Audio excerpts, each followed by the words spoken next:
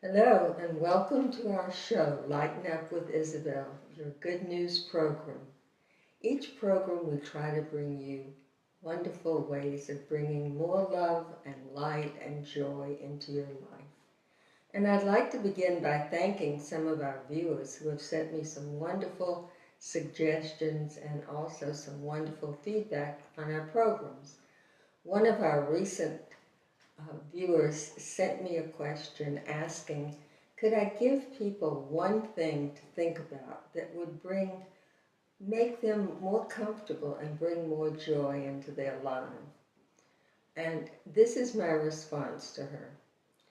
Each day, if you get up in the morning and take simply 2 minutes out of your day and write down the things that you're grateful for, that will set your day on a very positive note. When you think about what you're grateful for, think about loved ones, family, friends. The fact that you're watching this program means that you have your eyesight, which is a blessing. You can hear this program. You have your hearing. That is a blessing. Many of the things that we take for granted are really very great blessings. Another way of making your life much more positive is to think to yourself each day, I am the architect of my life.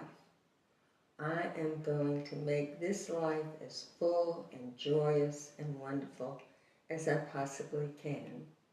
And today I'm trying to make your life, and mine certainly, even more joyous by the person that I've invited as our guest, Agnes Papasider. Agnes is an extraordinary woman. She is a psychic who's known throughout the world. She's given guidance to hundreds and hundreds of people by her wonderful teachings and guidance. And now I'd like to introduce you to our guest for today, Agnes Papasider. Thank you so much for joining us today. She's also a personal friend. And Agnes has been giving people guidance with her psychic ability for many years. Actually, she's helped thousands of people. But today I ask her to really focus on something that I think is extraordinary. And that is the fact that Agnes has had 4 near-death experiences. Now, many people have heard of others who've had near-death experiences, and they often describe going through a tunnel and then coming out into a bright light. But since Agnes is really a pro at this, having had 4, and she can really explain this better than anyone I know, I've asked her to share some of her experiences with us today. Thank you. So I would really like to start with you telling what near-death experience is. Well, first, death is final. There's no coming back from death. And near death, all it means, death means change, okay? It means change from one situation to another. And it's final. That's what death is. Near death is, again, you're coming so close to death, but you may have a choice to come back to Earth. And with the help of your doctors, they can stabilize you and you come back to Earth. What happens is you have a light in your body, you have a spirit in your body, and you have a soul in your body. And it's all the same thing. It's your soul.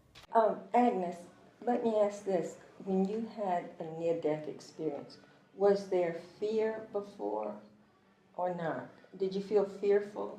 No. No fear. No, not for me. Mm-hmm. My first 2 near-death experiences, I have no recall whatsoever. And when you come, I was gone for a week, 2 weeks. I had no idea where I went, right? And then eventually I came back to the body. But you do have a filter system in your body which stops you from having a memory of where you went and what's happening. And many, many people can't remember their dreams because this filter system is stopping you from remembering your dreams. Now, when you have a vision, that's different. That vision is real, and you're in the moment. You're actually in the moment. And the first two near deaths that I came very close, I was lucky enough to come back into my body and then resume, because obviously I had a reason to come back, you know. Well, the time that you mentioned to me, you told me that once you were like in a coma, and your husband was in the room with you, and a man came in, and her husband said, "What are you doing here?"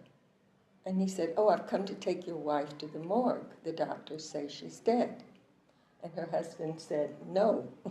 So, I mean, that's pretty dramatic stuff. Well, the near-death experience is number one. You have to come out of your body first. The spirit comes in. The spirit, you know, the soul, I call it the soul. It comes out of the body. Some people who have never experienced it, it comes out quite slowly. And then, you know, if they hoover around, they can look down and be very surprised. Oh, that's me sleeping in the bed. Oh, that's me having the operation. They're kind of very surprised that they can look backwards and, you know, look down at what's going on. Some people, like Isabel, has met this lady, and her out of near-death experience was going through the tunnel into the light, into the bright light.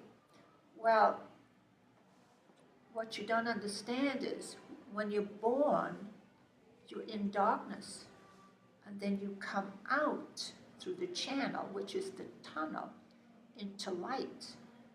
And what was happening to her was she was going from the darkness through the channel and being reborn into the light. It's very simplistic. You just have to figure out, you know, how easy. It's very, very easy to die.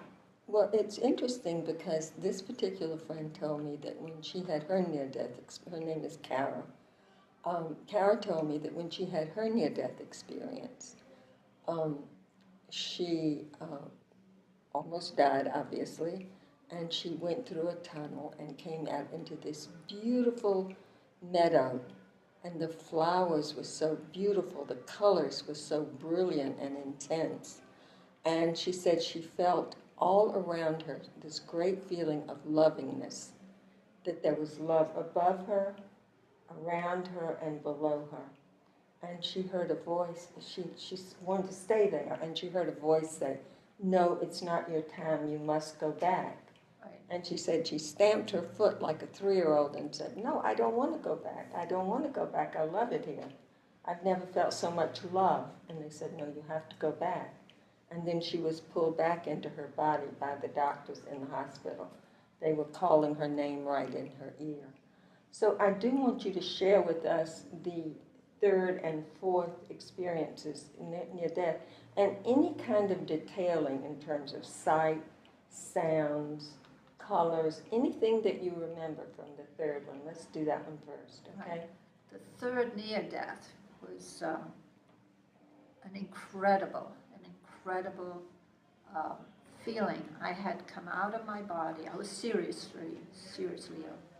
And I had come out of my body, and I was going in what I realized, which I never knew before. There are many dimensions, like they are on Earth.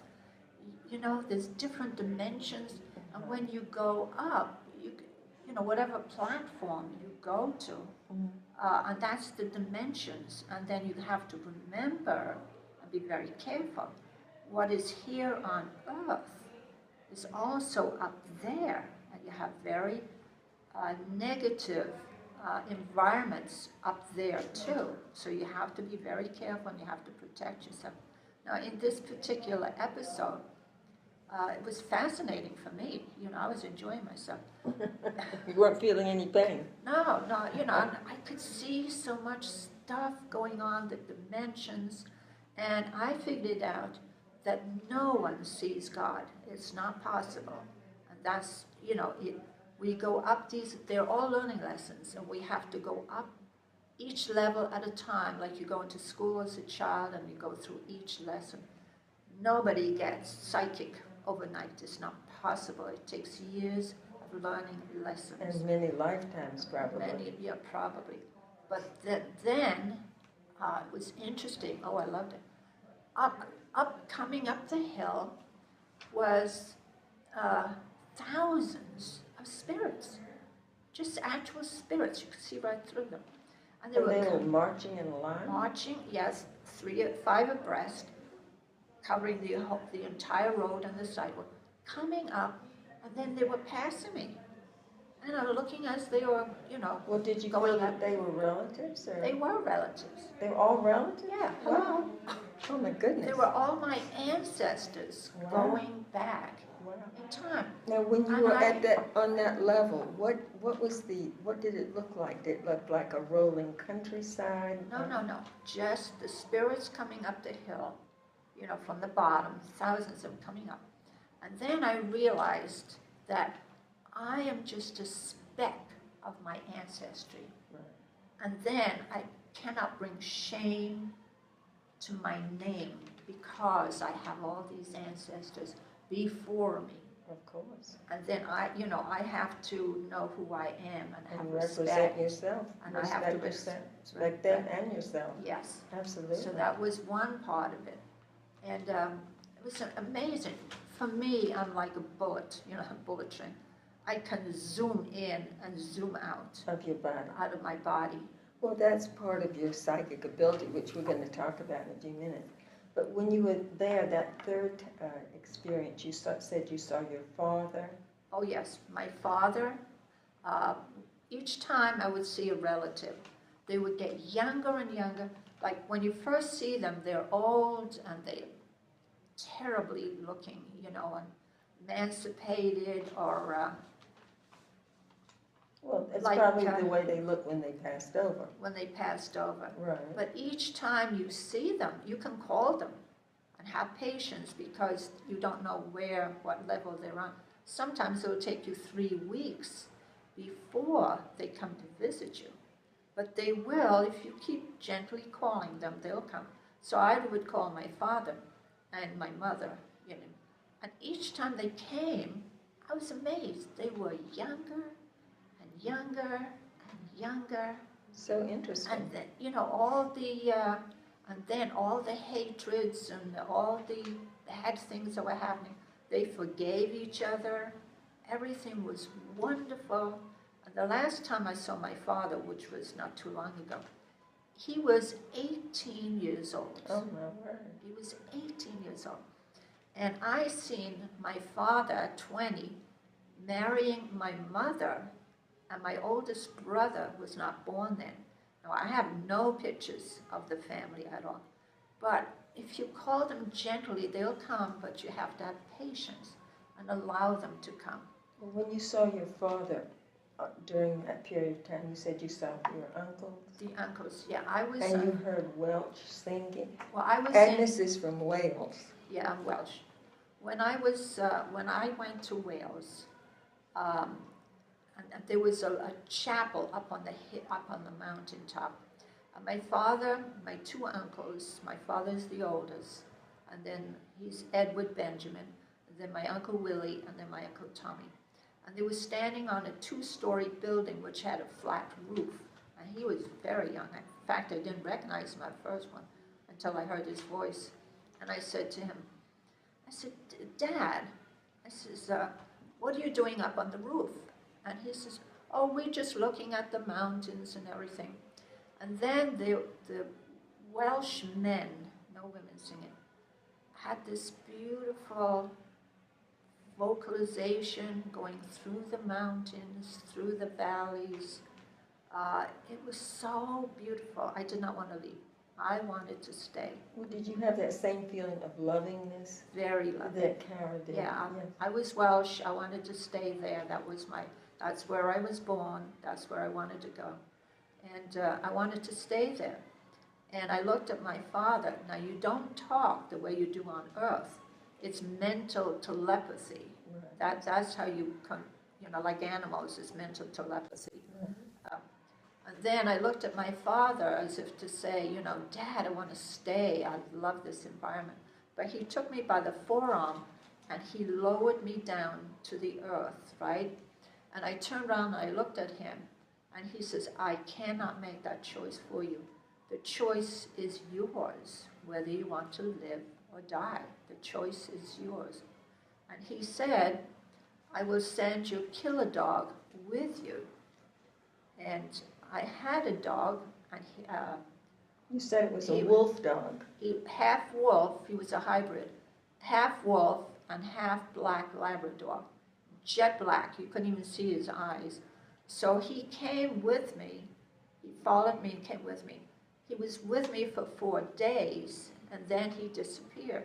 I thought the dog was waiting to take me with him, but he didn't. He left me there and disappeared.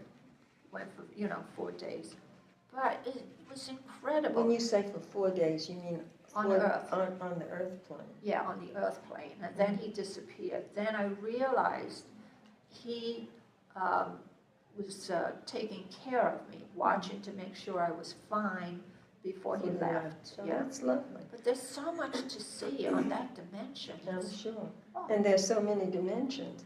Now, in your 4th experience of near death, you had a very different experience. Yeah. Would you share that with the audience? Right. I was in the hospital again on that dimension, and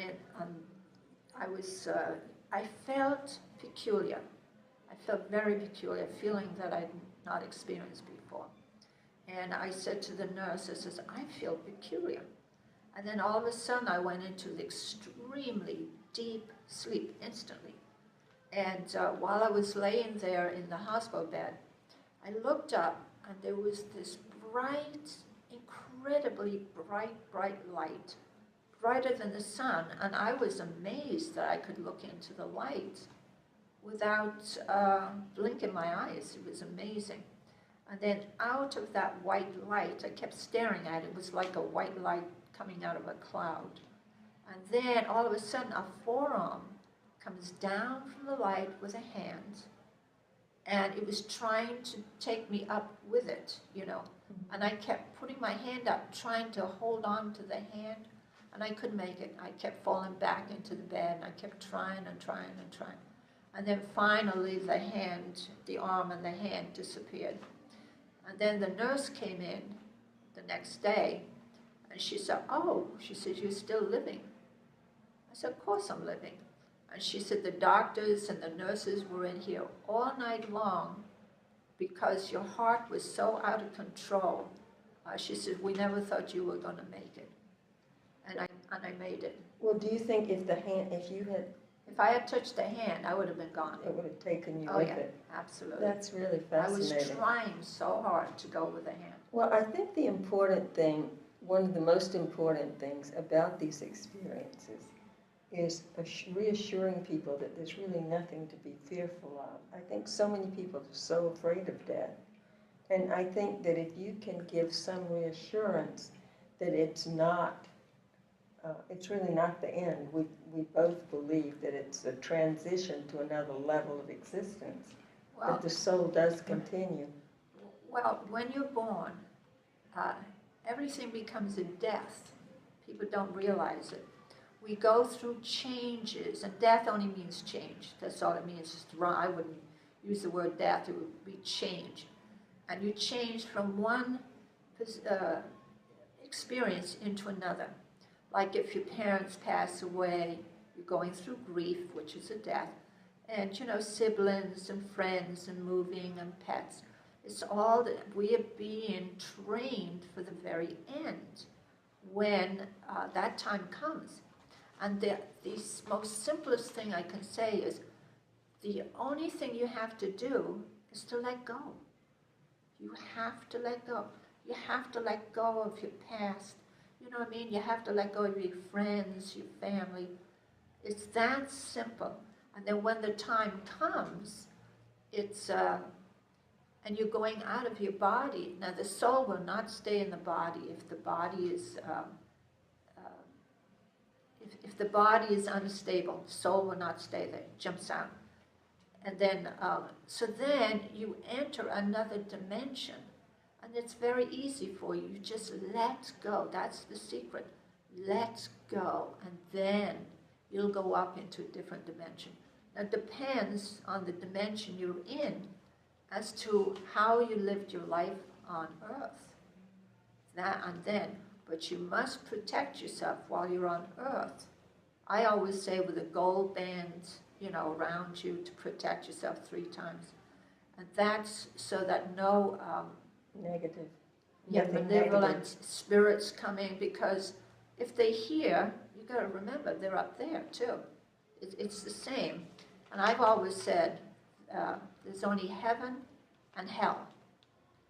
And we're living in hell right now. And the thing is to get the hell out of here. I love that. We got to get the I'm hell sorry. out of here. I'm That's sorry. very funny. No, I love it. I love it. I think that's wonderful. But to me, I make everything very simplistic. It's Well, easy to go to the other dimension, but the whole secret is just let go.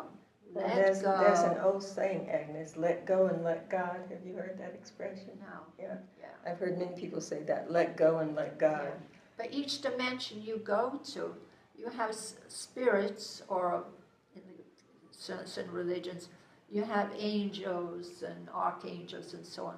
All it is a different level. You're making changes now. Got to remember, let go of that level. And then you go up and up and up. It's Into an exciting journey. Oh yeah. If people could think of death as an exciting journey rather than a terrible. Well, because People they don't know. they don't want to release, and they don't. And also the unknown. People are very nervous about the unknown. They're nervous of the change. Yeah, change The and change. the unknown. And then if they let go, like I said, let go. But when they understand, there's no fear. Right. Everything you learn in life, once you understand what it is, all that pain or whatever it is, people are afraid to make major moves because they don't know what's on that side. Right. But once they make it, then all that beforehand worrying and pain, Anticipation. all that disappears. Once you make up your mind, You're okay. you're okay. It reminds me, I once took a course in hypnotherapy, and the teacher was really quite excellent. And he said that it is the anticipation rather than the event. And the example he gave was that if you were frying bacon over a stove and somebody came over to you and said, I'm going to hold your hand over this stove until some grease pops on you, you'd be like this. However, if you were frying bacon, a little bit of grease popped on you, wouldn't think anything about it. And that's the same kind of thing. It's the anticipation and not the not knowing. Yeah. Well, I think your wisdom has been very helpful in explaining this, and I'd like for you to talk just a little bit, if you would be kind enough. I hope that this has reassured people and made it easier for them to understand a rather unusual phenomenon. But I would appreciate if you'd speak just a little bit about your psychic ability, which is so remarkable. Because in my lifetime, I have met so many people who claim to be psychic, and who work as psychics, who really not psychic. You're the only one I've ever met who's the real McCoy. Well, When did you first realize that you were psychic? probably when I was about 30. I thought I was strange because I used to say things and my mother never corrected me. And I used to say things and see things and I would tell her and she never corrected me. And my first beginnings that I was told later on, when I was about 2.5, we lived on a mountain, on a mountaintop, and the house was embedded into the mountain. I thought, men are so clever. I love men. What they come up with was fantastic, even at that age. How brilliant to put a house Into the mountain. Yeah, and it had a window, and I thought, how stupid is that? They had a window into the embankment. Couldn't Wow. see out, just grass and dirt, right? And then up on top, which would have been the second story, I would say to my mother, I says, Dad is coming, right? And then a second later, he'd come through, come down the stairs in the door. And after a while, my mother said, how do you know Dad is coming? I said, well, I can hear his footsteps on the earth. Wow, that's interesting. And I was that young, and I could. Right. Yeah, 2.5. But then, it went on. I would see spirits and say things, and then, I was in the Second World War. But I didn't know what it was that I was doing, because it was never clarified to me. And then I met a lady, she was a psychic, and I'm sorry, I can't remember her name, from New York, and she told me I was a psychic. And then I realized, talking to her, what a real psychic means. You're here on earth to help people. It's not about money. The ego can't come into it. It's not about money. It's not about fame. Your ego has to stay up, and you have to be as simple as possible and bring as much information and healing as you can. And that's what psychism is all about. It's almost like a doctor or a priest or a good neighbor or a good friend. You're helping people, and that's all it is. But that's certainly a beautiful definition. But it's also a great gift to have that ability. Well, it's like being a doctor. It comes, Isabel, but you have to be, you can't have an ego. You cannot be egotistical. You cannot be greedy. There are rules for life, right? Which Absolutely. I have.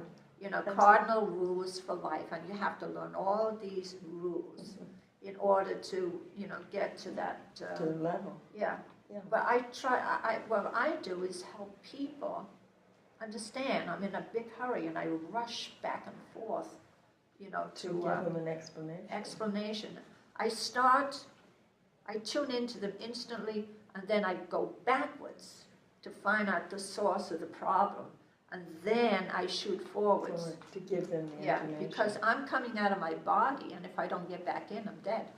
Wow, that's really amazing. Well, thank you, Agnes, so much, and I'm sure you've given many people much joy in learning of many of these things, and reassurance, and thank you for your wisdom and your input, and thank you for joining us on Lighten Up with Isabel, and I hope you'll be with us on our next program. Goodbye. Thank you now, and I wish you all well, and let go. Thank you. Right. Thank you for joining us today on Lighten Up with Isabel. We hope this program has been entertaining and informative. And I want to leave you with one thought. A famous psychoanalyst by the name of Alfred Adler once said to his patients, if you want to feel happier, if you want to feel better, by the next time you come to me, do one kindness for another person. And with that thought in mind, I will say goodbye and thank you so much for joining us at Lighten Up with Isabel. Bye-bye.